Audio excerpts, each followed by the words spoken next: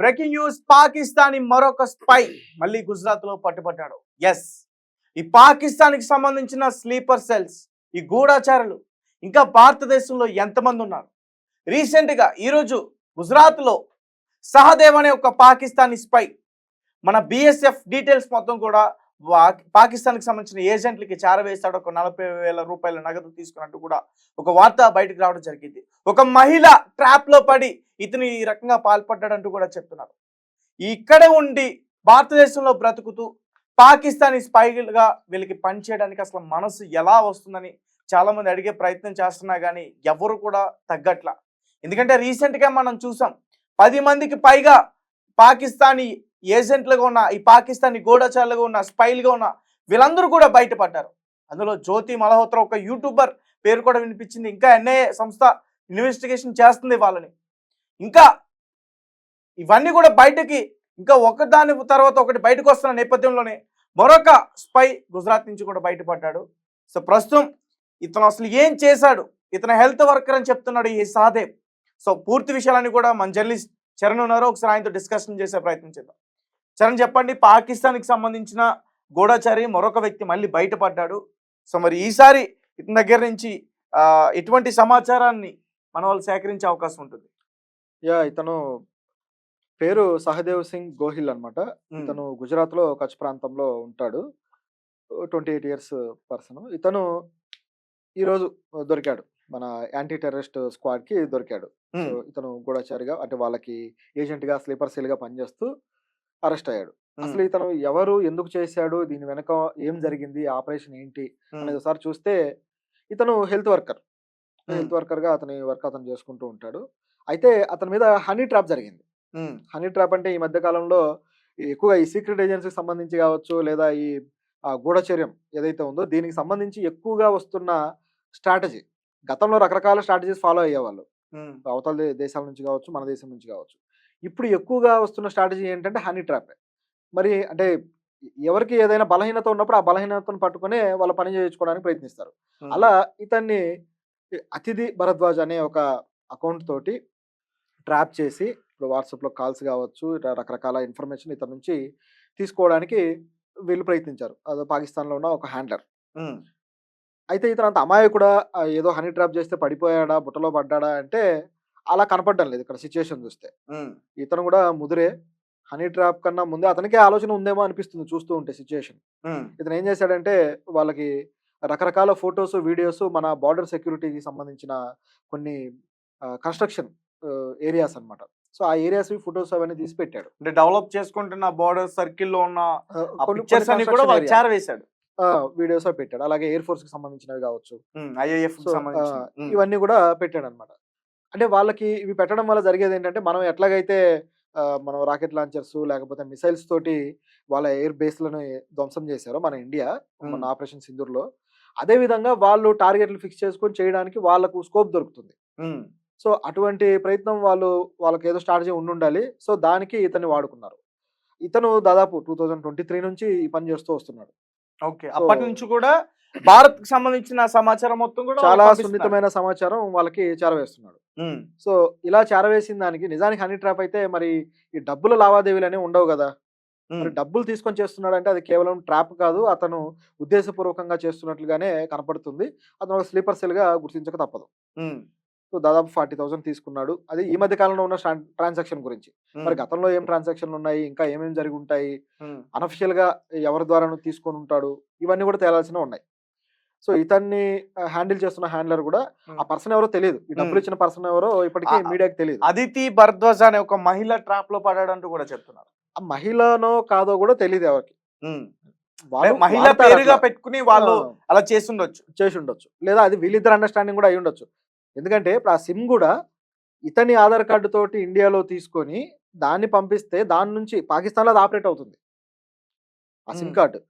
So ఆ SIM కార్డుతో ఇతను కమ్యూనికేట్ అయి ఉన్నాడు. సో ఇది చూస్తూ ఉంటే ఆల్రెడీ ప్లాన్డ్ గా జరిగినట్టే ఉంది, కానీ హనీ ట్రాప్ లాగా లేదు. సో ఇది మొదట మెన్షన్ చేయాల్సిన విషయం. అయితే ఇతను ఇప్పుడు ఈరోజు దొరికాడు కాబట్టి ఇతని దగ్గర వచ్చిన ఫర్దర్ ఇన్ఫర్మేషన్ ఇంకా తీస్తున్నారు, ఇంకా ఎంక్వైరీ జరుగుతూ ఉంది. సో ఇప్పటికీ దొరికిన వాళ్ళతో పోలిస్తే ఇతను పాకిస్తాన్ బార్డర్ కి బాగా దగ్గరగా ఉన్న వ్యక్తి. ఓకే. ఎందుకంటే గుజరాత్ ప్రాంతము, కచ్ ప్రాంతం తర్వాత లోపలికి వెళ్ళే కొద్దీ పాకిస్తాన్ బార్డర్‌కి దగ్గరగా ఉంటారు. హ్మ్. సో, ఇతని దగ్గర నుంచి చాలా వాలిడ్ ఇన్ఫర్మేషన్ వాళ్ళకెళ్ళే అవకాశం ఉంది. హ్మ్. కాబట్టి ఈ వ్యక్తి మీద ఇంకా ఎంక్వైరీ జరగాలి. ఏమేమి ఇన్ఫర్మేషన్ బయటకొస్తుందో కూడా చూడాల్సింది. అలాగే రీసెంట్‌గా డానిష్ అనే ఒక వ్యక్తి కూడా ఆహ్, ఎప్పుడైతే పహల్గామ్ అటాక్ జరిగిన తర్వాత 2 రోజులు తర్వాత అతను ఒక కేక్ తీసుకెళ్ళి కట్ చేసుకునే ప్రయత్నం చేశాడు.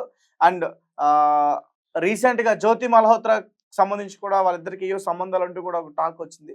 కానీ మరి మన భారతదేశం వాళ్ళపైన ఎందుకు చర్యలు తీసుకోలేదు? హై కమిషన్ పైన, పాకిస్తాన్ హై కమిషన్ పైన.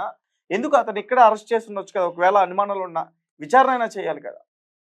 అంటే ఇక్కడ దౌత్య సంబంధాలకు సంబంధించి కొన్ని రకాల పద్ధతులుంటాయి. హ్మ్. సో, దౌత్య సంబంధాల విషయంలో అంత త్వరగా ఛాన్స్ తీసుకొని ఏదో క్రిమినల్స్‌ని అరెస్ట్ చేసినట్టు చేయడానికి లేదు. హ్మ్. కొన్ని రూల్స్ పాటించాల్సిందే. ఒకవేళ డానిష్‌ని గాని మన వాళ్ళు నిజంగా అరెస్ట్ చేస్తే ఎంక్వైరీ కోసము, హ్మ్. ఇమ్మీడియేట్‌గా పాకిస్తాన్‌లో మన రాయబార కార్యాలయంలో ఉన్న ఆఫీసర్స్‌ని గూడా హ్మ్. వాళ్ళు అరెస్ట్ చేస్తారు. అంటే వితౌట్ ఎనీ రీజన్. హ్మ్. ఏముంది మీ ఇతని మీద డౌట్ ఉంది మాకు అరెస్ట్ చేస్తామని చేసేస్తారు. సో, అలాంటి ఛాన్స్ ఉంది గాబట్టే మన వాళ్ళు అక్కడ వాళ్ళని సేవ్ జేయాలి. రెండోది దౌత్య సంబంధాల విషయంలో ఇతర దేశాలు మళ్ళీ ఇప్పుడు అమెరికా లాంటి దేశాల ఇన్‌ఫ్లూయెన్స్ కూడా రాకుండా చూసుకోవడం కోసం, ఇప్పుడు ఐక్యరాజ్య సమితి లాంటి వాటి ఇది కూడా రాకుండా చూసుకోవడం కోసం, వాళ్ళని సేఫ్‌గా మీ దేశానికి వెళ్ళిపోండి అని చెప్పాల్సిన పరిస్థితి ఏర్పడింది. హ్మ్. ఎందుకంటే ఒకవేళ అరెస్ట్ గాని చేసి ఉంటే అది ఏమైపోతుందంటే, అది ఒక తప్పుగా మన దేశాన్ని తప్పుగా చూపించే అవకాశం ఉంది అంతర్జాతీయ సమాజంలో. హ్మ్. సో, అలా జరగకుండా ఉండటం కోసమే అతన్ని ఆ విధంగా పంపించారు. అయితే బేసిక్ ఇన్ఫర్మేషన్ అతని నుంచి తీసుకున్న మాట అయితే వాస్తవమే. హ్మ్. అయితే పూర్తి స్థాయిలో అతన్ని బ్యాన్ చేశారు. ఇంకా అతను ఇండియాకి రావడానికి లేదు. హ్మ్. పూర్తి స్థాయిలో బ్యాన్ చేశారు. అతనితో సంబంధాలున్న భారతదేశంలో ఎవరైతే ఉన్నారో వాళ్ళని అరెస్ట్ చేశారు. హ్మ్. వాళ్ళ ద్వారా ఎంక్వైరీ చేయడం జరుగుతుంది. వాళ్ళ ద్వారా ఇప్పుడు ఈ జ్యోతి మల్హోత్రా కావచ్చు, మిగతా వాళ్ళు కావచ్చు, వాళ్ళ నుంచి ఇన్ఫర్మేషన్ అయితే తీసుకుంటున్నారు. ఇప్పటికే 10 మందికి పైగా స్లీపర్ సెల్స్ ఈ పాకిస్తానీ స్పైస్ వీళ్ళందరూ కూడా చిక్కుకున్నారు. ఇంకా ఎంతమంది ఉన్నారు ఈ భారతదేశంలో ఈ పాకిస్తానీకి సపోర్ట్ చేస్తూ? అంటే ఇక్కడ గమనించాల్సిందేంటంటే, ఇంతకు ముందైతే ఇలాంటి స్లీపర్ సెల్స్ నిజానికి ఏదైనా జరిగితే కొన్ని ఏరియాలో, కొన్ని రాష్ట్రాల్లో మాత్రమే చెక్ చేసేవాళ్ళు. ఏ ముంబైలోనో దొరికేవాళ్ళు, లేదా హైదరాబాద్‌లో దొరికేవాళ్ళు, లేకపోతే ఇంకో చోట దొరికేవాళ్ళు. హ్మ్. ఇప్పుడు దేశవ్యాప్తంగా అంటే మనం ఏమాత్రం ఊహించని వైజాగ్, విజయనగరం ఇలాంటి ప్రాంతాల్లో అవును. కూడా దొరికే పరిస్థితి వచ్చింది. హ్మ్. అంటే, అంటే ఐడియాలజికల్‌గా వీళ్ళ మనస్తత్వాలు మారిపోతున్నాయా? జనరేషన్స్ మారే కొద్దీ వీళ్ళు ఎందుకింత ట్రాప్‌లో పడుతున్నారా? లేకపోతే అమాయకంగా హ్మ్. అనేది చూస్తే నిజానికి చాలా కాలంగా గమనిస్తే అందరూ కూడా డబ్బుకే లొంగిపోతున్నారనేది కనిపిస్తుంది నిజానికి. ఇక్కడ హ్మ్. మతపరమైన ఇది లేదు. ఇప్పుడు 'జ్యోతి మల్హోత్రా' ఆవిడేమి ముస్లిం గాదు గదా! సో, హ్మ్. మతపరంగా వేలెత్తి చూపడానికి గూడా లేదు. ఇప్పుడు ఈ గోహిల్ ఇతను గూడా ముస్లిం గాదు గదా! అవును. సో, మరి వీళ్ళందరూ ఎందుకు పాకిస్తాన్‌కి సపోర్ట్ చేస్తున్నారు? వీళ్ళేంటి అసలు వీళ్ళ కథ ఏంటి అని చెప్పి చూస్తే హ్మ్. డబ్బుకు అమ్ముడుపోవడం తప్ప మరొకటి లేదు. హ్మ్. సో, వీళ్ళకి దేశభక్తి అనే బేసిక్ ఆహ్, ఇది ఏదైతే ఉంటుందో హ్మ్. అది లేకపోవడం మెయిన్ పాయింట్. సో, ఈ దేశభక్తి అనేది మళ్ళీ వేరే చర్చ. ఇప్పుడు బీజేపీ వాళ్ళు చెప్పే దేశభక్తి వేరే. హ్మ్. అట్లా గాదు. నిజంగా దేశం మీద ప్రేమ, అభిమానం ఉన్నప్పుడు చేసే బాధ్యత తీసుకొని నిలబడ్డం అది వేరు. ఓకే. సో, అటువంటి బాధ్యతగా లేకపోవడం వల్లే ఇలాంటివి జరుగుతూ వస్తున్నాయి. ఇంకా ఉన్నారా అంటే ఉంటారు. మన దేశంలో ఆహ్, మెయిన్ బేసిక్‌గా ఎడ్యుకేషనే సరిగ్గా సరైన స్టాండర్డ్స్‌లో లేకపోవడం వల్ల ఇలాంటి వాళ్ళు తయారవుతూ వస్తుంటారు. హ్మ్. దీంతో పాటు మతపరమైన ఎడ్యుకేషన్‌లో గూడా హ్మ్. ఒక మూఢత్వం ఉండటం వల్ల. సో, ఆ మూఢత్వాన్ని పోగొట్టకపోతే ఈ ఆలోచనలు పోవు. అసలు మా మతానికి సంబంధించిన దేశానికి మేము సపోర్ట్ జేస్తాము. లేదా మా మతానికి సంబంధించింది అంటే అందరిని జనరలైజ్ జేయడం గాదు గానీ, హ్మ్. ఆ మూఢత్వం ఎప్పుడైతే వాళ్ళలో ఏర్పడుతుందో, దానివల్ల వచ్చే ఆలోచనలు ఇలాంటివుంటాయన్నమాట. సో, దాన్ని ఖండించాలి. అట్ ది సేమ్ టైమ్ డబ్బుకు అమ్ముడుపోయే ఇలాంటి 'జ్యోతి మల్హోత్రా' లాంటి వాళ్ళని ఖండించాల్సిందే. సో, ముఖ్యంగా ఆహ్, ఎడ్యుకేషన్ అనేది ప్రైమరీ లెవెల్ నుంచే కూడా ఒక రెస్పాన్సిబిలిటీని నేర్పిస్తూ, ఒక నైతిక విలువలను నేర్పిస్తూ సాగితే, ఇటువంటి వాళ్ళు తయారవ్వకుండా ఉంటారు. మిగతా యెస్. దేశాల్లో ఇలాంటి పరిస్థితి లేదు. మన దేశంలోనే ఎక్కువగా స్లీపర్ సెల్స్ అనేవాళ్ళు దొరుకుతూ ఉంటారు. హ్మ్. మరి ఎందుకిలా ఉంటుందంటే సిట్యుయేషన్ అదే. అది. రైట్. సో గైస్ చూసారు కదా! ఈ పాకిస్తాన్‌కి సంబంధించిన స్లీపర్ సెల్స్ భారతదేశంలో చాలా ప్రాంతాల్లో ఉన్నట్టుగా మనకి క్లియర్‌గా అర్థమవుతుంది. ఒకరోజు గుజరాత్‌లో జరుగుతున్నారు. ఒకరోజు పంజాబ్‌లో దొరుకుతున్నారు. మరొక రోజు విజయనగరం, ఎక్కడో ఉన్న శ్రీకాకుళం, విజయనగరం అటువంటి ప్రాంతాల్లో కూడా ఈ స్లీపర్ సెల్స్ బ్లాస్ట్‌లు చేయడానికి ప్రయత్నిస్తున్నారంటే సో వీళ్ళు ఎంతలా విస్తరించారనేది మాత్రం పూర్తిగా అర్థమవుతుంది. సో మన ఎన్ఐఏ చాలా స్ట్రాంగ్‌గా ఉంది. మన వాళ్ళు అలర్ట్ అయ్యారు. వీళ్ళందరిని కూడా బయటకు తీసుకొచ్చి త్వరలోనే శిక్షిస్తారు. అండ్ ఇంకా ఇన్వెస్టిగేషన్ జరుగుతుందని చెప్తున్నారు. అండ్ ఈ సహదేవ్ ఈ పాకిస్తానీ స్పై గుజరాత్‌లో దొరికిన సహదేవ్ సో మన యాంటీ టెర్రరిజం స్క్వాడ్ అయితే